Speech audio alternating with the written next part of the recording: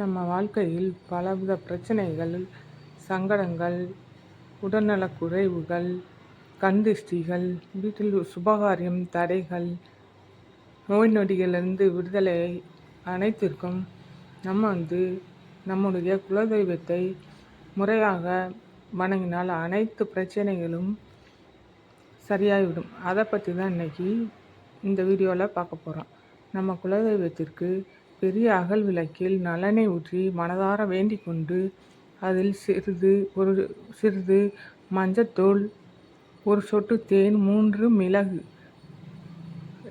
நல்லெண்ணெயோடு சேர்த்து போட்டு விளக்கேற்றி வீட்டில் காலையும் மாலையும் குலதெய்வத்தை நினைத்து தடைப்பட்ட சுபகாரியங்கள் அனைத்தும் நடைபெறணும், நோய் நொடி இல்லாமல் வாழணும், வீட்டில் சண்டை சச்சரவுகள் இருக்கக்கூடாது, அனைவரும் நலமாகவும் சுகமாகவும் வாழ வேண்டும் என நினைத்து வேண்டிக் கொண்டு தீபம் ஏற்றும்போது அந்த குலதெய்வம் நம் வீட்டிற்கு நல்ல அனைத்து விதமான நன்மைகளையும் செய்யும்.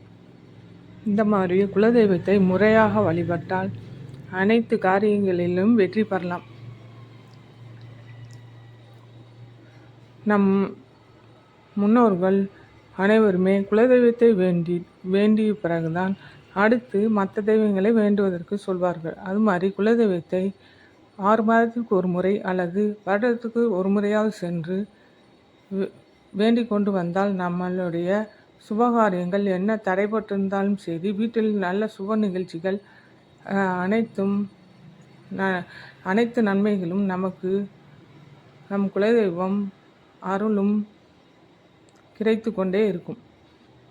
நம்ம சேனலை சப்ஸ்கிரைப் பண்ணாதவங்க கொஞ்சம் சப்ஸ்கிரைப் பண்ணுங்கள், லைக் பண்ணுங்கள், ஷேர் பண்ணுங்கள். அப்போ தான் நான் அடிக்கடி போடுற வீடியோ உங்களுக்கு நோட்டிஃபிகேஷனில் அடிக்கடி கிடைக்கும். இந்த மாதிரி சேனலில் பல டிப்ஸ்கள், ஆன்மீக தகவல்கள், இன்னும் பல டிப்ஸ்களும் வந்து கொண்டே இருக்கும். அதுக்கு நம்ம சேனலுக்கு கொஞ்சம் சப்போர்ட் பண்ணுங்கள் ஃப்ரெண்ட்ஸ். உங்கள் ஒவ்வொருத்தரோட சப்போர்ட்டும் தான் அடுத்தடுத்து வீடியோ போட எங்களை மாதிரி உள்ளவங்களுக்கு கொஞ்சம் பூஸ்டாக இருக்கும்.